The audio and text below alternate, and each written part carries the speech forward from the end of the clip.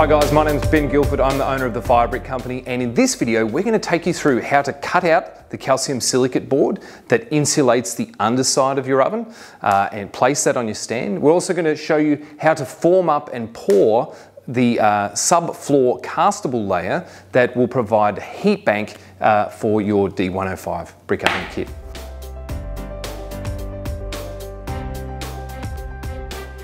The first thing that I want to bring up, and I do bring it up in our other videos and in the written instructions, we do stress it, but I really want to take the opportunity to bring it up in this video as well, is building in a cold climate. If you're building in an area that experiences significant cold, so by that I mean you experience full-on freezing conditions, not just a light frost on the ground that disappears by mid-morning, but where the ground freezes down to a certain depth, and houses are built to accommodate it. If you live in an area like that, then you really need to build the oven in such a way that it's kept dry at all times. We really want to make sure that you know that 100%, that there's no question around that.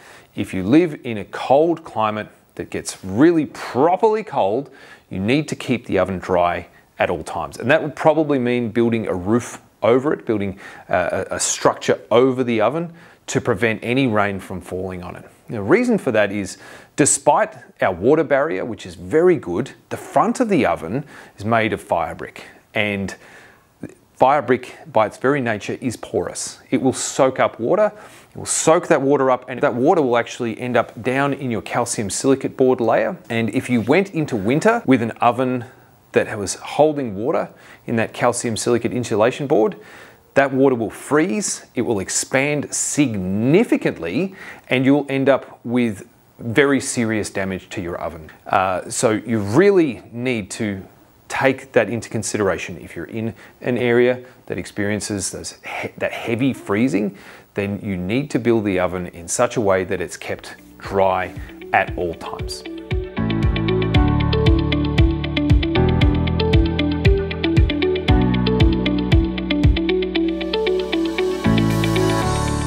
First step in building your wood-fired oven kit is to get it positioned correctly on your stand. So we've built this beautiful corner stand. If you're wanting to see a video on how to do that, just check the link in the description. And the first step is, well, for us, we want it to be in the middle of the stand. I don't want it on the left or right, I want it nicely in the middle. And so what you would need to do is measure up your stand and just draw a line from the front to the back, down the center. You're going to want to check the block layout that you've used to build your stand to figure out how far back to put the calcium silicate board from the front edge of the concrete. If you built your own stand, then it's sort of dependent on how deep you've made it. If you built a really deep stand, so for example, if your stand for some reason is 2.5 meters deep, I wouldn't really recommend having your calcium silicate board set back any more than 400 millimeters from the front edge of your concrete, because that's your landing. If we have a landing, let's say a landing 600 millimeters deep, well, the oven's miles and miles away from us. We're really reaching in to, you know, try and get the food out. So anywhere from usually around 200 to 300 is a nice comfortable landing. 400 if you want something that's really, really substantial. Okay, now if you've got a smaller stand, most of us build a stand as big as we can, and then we try and maximize our landing. So one way you can do it is just put your calcium silicate board down and then move the calcium silicate board until you have the optimal clearance, which is shown on those templates. You've got the right clearance from the back and the sides. And that's to allow for the additional layers that are going to come on later. When you built the oven, you built the dome, then you're going to do your ceramic fiber blanket and your perlite render. Okay, now we're aiming for a clearance of 75 millimeters. So we want to make sure we've got at least 75 millimeters gap between the calcium silicate board and the edge of the concrete slab. So you can just move the oven around until you've got that clearance, and then, hey, you know, you've got as much landing as you possibly can. If your suspended concrete slab isn't particularly flat, if it's got some undulations in it, it's a bit uneven, then we recommend just evening it out with a little bit of bricky sand So just get some dry bricky sand and just use a screed to spread that over the surface and just level out any imperfections. If they're minor, don't even worry about it, but if your stand is a little bit rough, then a little bit of sand is not going to hurt. Now we need to cut out our calcium silicate board. In your kit, you're going to find a roll of paper templates, which you're going to use to cut out the calcium silicate insulation board. It's quite straightforward. Just get your roll of templates. Each one has some instructions on it. It's also got a large rectangle, which is outlined in a faint dashed line. You're going to cut out that big rectangle because that's the exact same size as the calcium silicate board. And then you're going to pin them onto your calcium silicate board and follow the dark, thick lines, and you're going to cut that out with a jigsaw. In terms of safety, so we just want to be careful with dust and protecting our eyes. So make sure you wear an appropriate dust mask to protect yourself. And again, guys, just safety first. You know, you only get one set of lungs, so take care of it.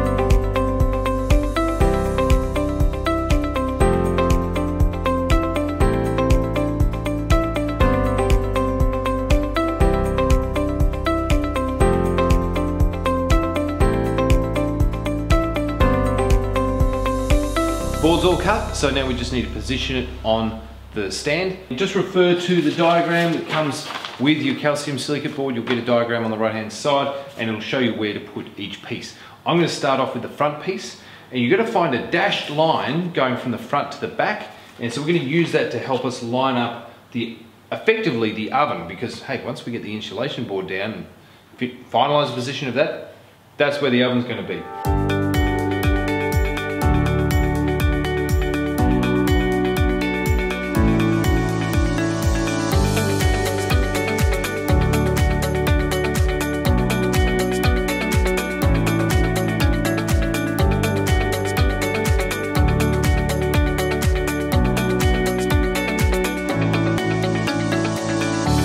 Next step is to pour our subfloor castable layer on top of the calcium silicate board.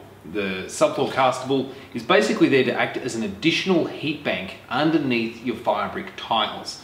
So the calcium silicate board is there to prevent heat escaping from the floor of the oven. It's keeping the heat in the oven, so this is insulation. But the next thing we want to do is start our thermal mass. So we're going to pour a 25mm or 1 inch thick layer of refractory castable on top of the calcium silicate board. To do that, first thing we do is we want to sort of just put a temporary waterproofing over the calcium silicate board so that it doesn't dry out this refractory castable, which is like a high temperature concrete. We don't want that to dry out too quickly. So we're going to cover the board with aluminium foil. Then we're going to run our plastic formwork around the edges. I'll show you how to do that. And then we're going to pour the castable on top and screed it off to the top edge of that plastic formwork. So it's just, this is one of the things that we don't put in the kit, is the aluminium foil, because pretty much everybody has this in the kitchen already. So it's nothing particularly fancy, it's just ordinary household aluminium foil. And we're just going to take sections of it and just cover. We're really just worrying about covering the top edge. So put it in, put a couple of thumbtacks into it just to stop it from flying away. This is always fun when you're doing it outdoors and the foil is wanting to fly away on you.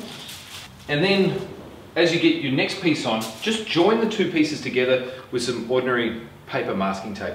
The reason we don't use say plastic tape or sellotape is it's got plastic in it, and we really want to avoid any sort of chemicals being introduced into the oven if we can avoid it, and then we'll put our formwork on.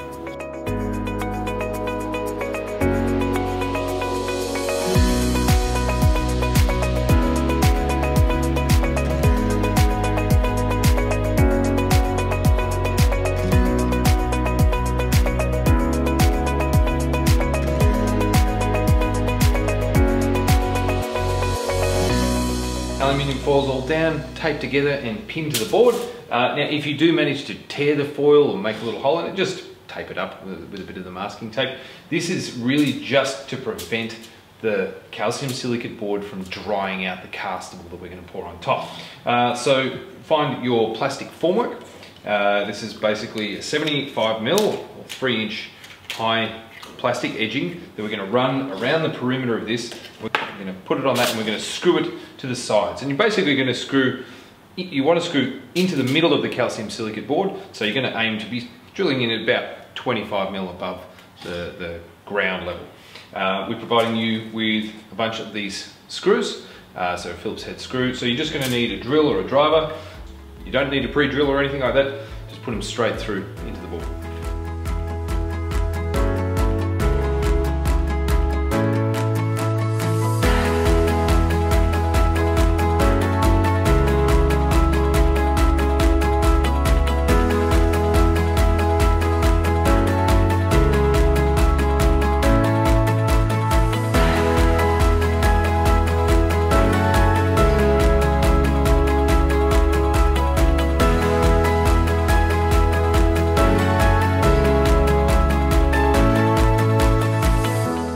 So now you need to mix up the refractory castable that you're going to use to pour the subfloor heat bank. So there's two ways of mixing it up. One is with a shovel. You could mix it up in a plastic tub or a wheelbarrow, either is fine. The alternative is using a mixing drill. We don't usually recommend using rotational mixers.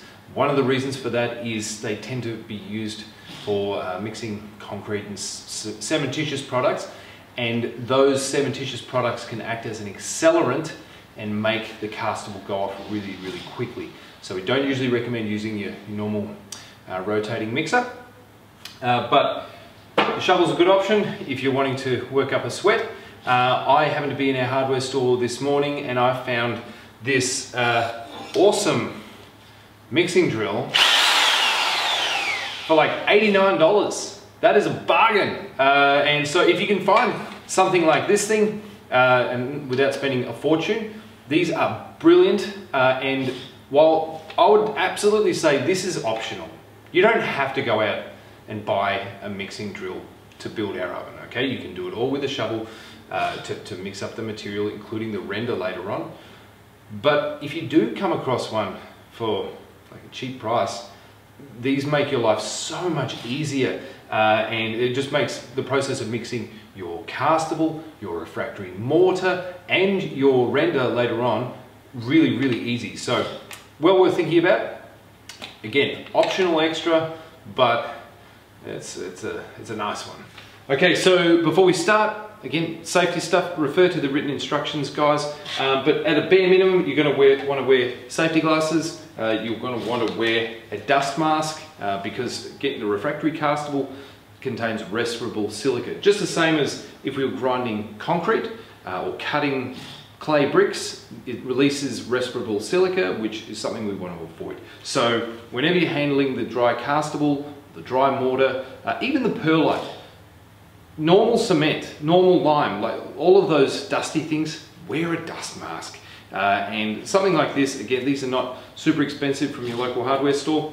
Really well worth it if you can get your hands on something like this, just with a particle filter. We're not worried about fumes and gas, we're just worried about dust particles.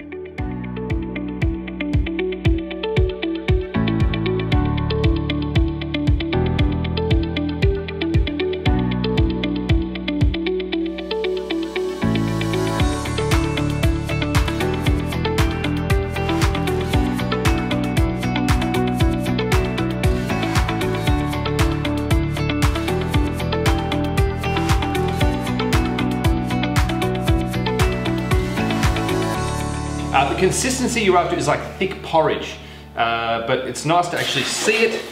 So it's this nice thick mix. It's a little bit wet, so because we're going to get it up into our form up here, and then we're going to screed it off. And if we go too stiff, if we mix it up a little bit dry, it's going to be very hard for us to screed. So we want a little bit of slop in it, but not too much. We don't want a wet soup. All right, so like a nice thick porridge. Refractory castable is basically like a high temperature version of concrete. Okay, you add water to it. We haven't added anything else. It's got everything it needs. And we pour it into a mold and then we let it set. Now with concrete, even if the weather is really quite cold, concrete will set eventually. Refractory castable, on the other hand, really wants to reach a temperature of about 25 degrees before it starts to turn, before the chemical reaction actually takes place. And so I've actually seen refractory castable that's been mixed and poured into a mold and then has sat there for 2 full days without setting because the ambient temperature was quite cold. If you're in an area where the temperature is quite cold, then you can actually accelerate the setting of the castable by adding a very small amount of dry lime powder. So refer to the written instructions for the quantity of accelerant to use, the quantity of lime to use in your mix if you are in a cold climate, but only use it if needed.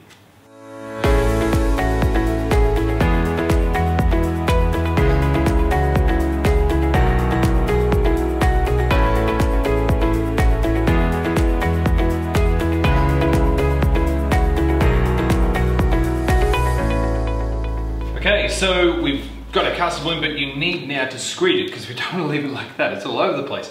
So you get a nice straight piece of material. I'm using a bit of aluminium. You could use a piece of timber. It doesn't really matter. Just something that's nice and straight. You can refer back to our videos on how we pour the suspended slab for the stand if you want to see a bit more on screeding. Basically, we're using the top of this edge as a guide, and we use our straight edge here, and we just work it backwards and forwards in a sawing action across the surface. And we don't want to drag the material, and frankly it's very difficult to do. You just want to work your way across, pushing it as you go. We can do this a few times. We don't have to get it right the very first time.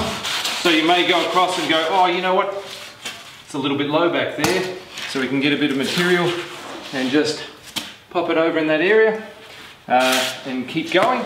So it's quite a forgiving process. Now remember, with the castable, it does set fairly quickly. So we don't want to muck around. We want to go nice and quick. If you're working on a rectangular stand and you've got access to both sides, this is much easier.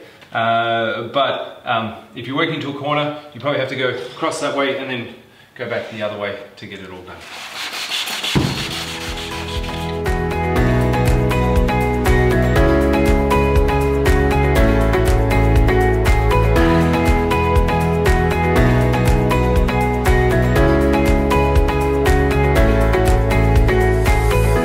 Okay, so most of the castable's in, and with our 3 bags, we got nearly to the front, but you can see we just need a tiny bit more. So I've just mixed up a small amount more, and remember, you can always mix a little bit more.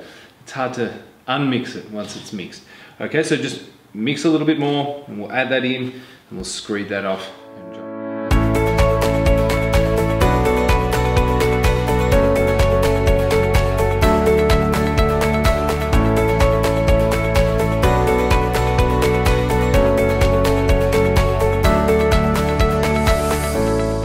Got it nice and full, and now you just want to go with one last screed. Just make sure you just knock over any high spots. We're going to be bedding down the floor tiles onto this once it's set.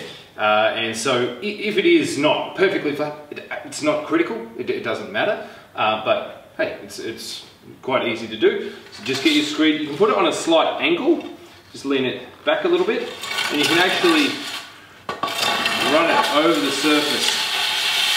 Using, again, staying on those rails, and use it like a trowel and just float the surface.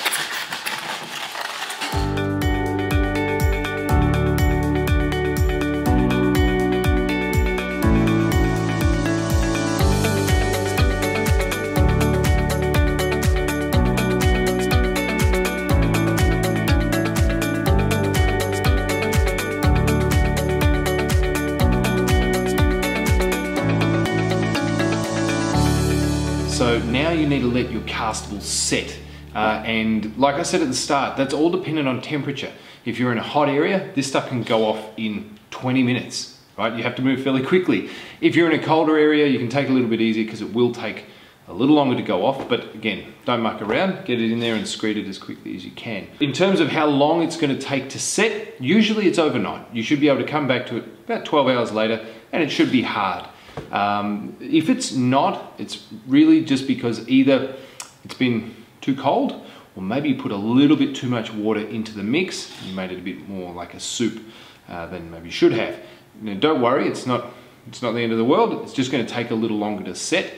If you want it to set quickly, if you're trying to get things done, there's a couple of things you can do to heat it up. One thing would be, if it's firm enough that it's not going to make a real mess of it, you could cover it with black plastic and let the sun hit it, and that's going to warm it up fairly significantly. If that's not an option for you, you could make it basically a little tent over it with the tarpaulin and get a little electric heater under there just to blow some hot air around, which is going to warm it up and help it to set nice and quickly. If you are in that colder area, you should be adding that small amount of lime. Refer to the written instructions for how to use that, and that's really going to help make it go off.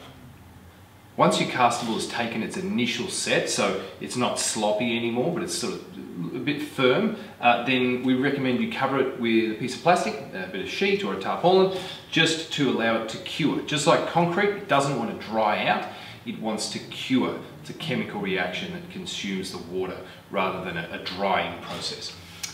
So yeah, once you notice that it's taken that initial set and it's not sort of wet and sloppy anymore, then cover it with plastic. Okay, so it's nearly a week later for us, and our castable is set rock hard. You're very likely to see some plastic shrinkage cracking in the surface of the castable, and that's just the material is drying out a little bit rapidly. It happens sometimes because maybe there's a little bit too much water in the mix. Please don't worry about it at all. In fact, even if you see cracks up to a couple of millimeters wide in this material, don't worry about it. This layer is a heat bank and it's in pure compression. So it's just being squished by the oven above it. So those little cracks in the surface mean absolutely nothing. They're not going to be a problem for us at all, particularly as we're going to be filling it all in with mortar anyway when we bed our floor tiles down. Guys, we really recommend leaving your castable to set for at least 12 hours before you remove the formwork and start the next step. And that's just to make sure it's got enough strength in it so that when you are bedding those tiles down, it's not, you know, squishing and moving around on it. It should be a nice hard surface. Now we're going to remove the plastic formwork. So we'll just take the screws out and pull the plastic off, and then we'll be done with that.